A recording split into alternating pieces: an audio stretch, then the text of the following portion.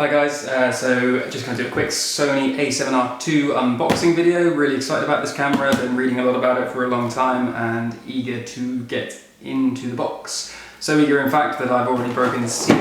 In fact I've already had a quick look in the box. I did already try filming this once on my Canon 5D Mark III and for some reason it decided to stop recording right in the middle of the unboxing. So you'll have to excuse me if some of the insides aren't quite packaged back as well as they originally were from Sony, but I'm not as neat as those guys are. So inside the box, first thing you're greeted with, guarantee information, power cord information, Sony accessories, etc, etc, etc. You get the normal kind of gump that you get in every new Sony camera. Never read any of it except for the guarantee document should something ever go wrong. So we don't need those for now.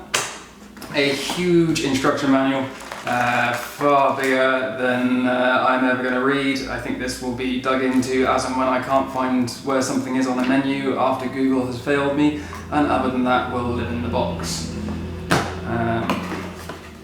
After that we have, spin this one around quickly. So we have the USB charger module, fairly standard, same as came with the original a7rii.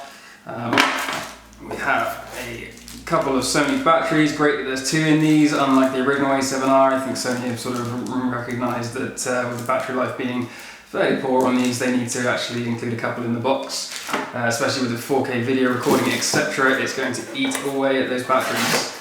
And this side, and this is where my lack of neatness comes in, unfortunately, when I repacked this, a couple of power cables and an actual battery charger. Again, massive upgrade from the a7rii, where you could only charge the battery in camera, which was a nightmare if you needed to be shooting with a second battery at the time. So this is now included as standard, which is great. I don't know whether the charge indicator is just full or empty, or whether it has a blinking system like the Canons do. I'll find that out soon enough, I'm sure. US versions of power cables, which I don't need, so they can go away. And also the HDMI lock. I know this was featured on a couple of websites already, so this is just to keep a secure lock of your HDMI cable to make sure that it doesn't pull and damage the port. Personally, I use Canon cameras quite a lot. I have done previously. I've broken a lot of USB ports tethering them to Capture One. They're very expensive to repair, unfortunately. We use tether tools, jerk stoppers, and various other bits and pieces, but eventually they all go. So hopefully this will work. It's got a little hole for your headphones and your microphones to go through, as well as your multi-use port and your HDMI cable there. So be interesting to see how effective that actually is. Not in the box here, because I forgot to put it back in my rush to get this done, is the Sony A7 strap. It's a fairly plain strap. It doesn't actually allude to which model you're using, which for me is fantastic. I usually black out most of my straps. I kind of don't really like going around advertising which camera I'm using, especially because I travel quite a lot. I just find it's just a precautionary thing.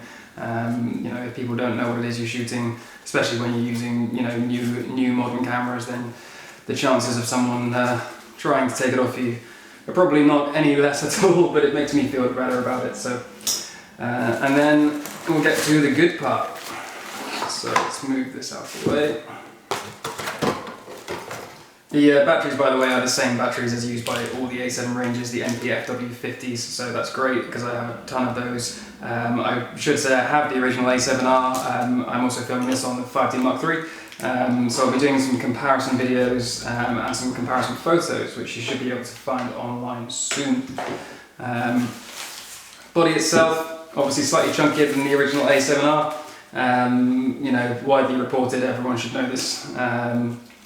Same appearance as the a7 Mark II, which I haven't had much of a use with myself, so this is kind of all fairly new for me. I won't go too much into the details of the camera because I want to do that on some separate videos, and once I've actually had a chance to bring it in and compare things. Just bringing in my a7rii here, just to give you guys a sort of top-down comparison between the two, so you can see the thickness. You know, largely similar silhouette, slightly beefier. Some people prefer it because they feel they've got a bit more to grip onto. And bring these ones around here. So slightly deeper grip on this side, just so you've got something a little bit bigger for your fingers to get around. And these ones here. They have changed the port covers on here, which is interesting. I'm sure there's going to be plenty of other changes as we go through.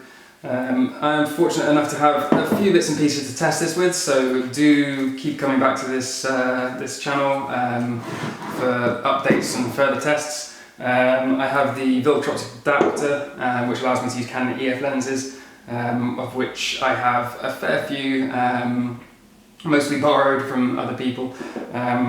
But I'll be doing some tests on those tonight before the daylight fades. 7200 f2.8 IS Mark II from Canon. I have a 2470 2.8, which was currently filming this video. 1635 and a 90mm macro. Obviously I have the FE 2470 as well, and a few legacy lenses, just FD bits and pieces, some Vivitar macros, and a little bit of a selection of other things. So yeah, all those videos to come soon, some low light tests, some 4K video tests. Yeah, if you want to see any further information, I'm hoping to update my site, which is it should be linked in the description below. It's johnroberts.co.uk, JONROBERTS. So yeah, stay tuned, there'll be more up soon.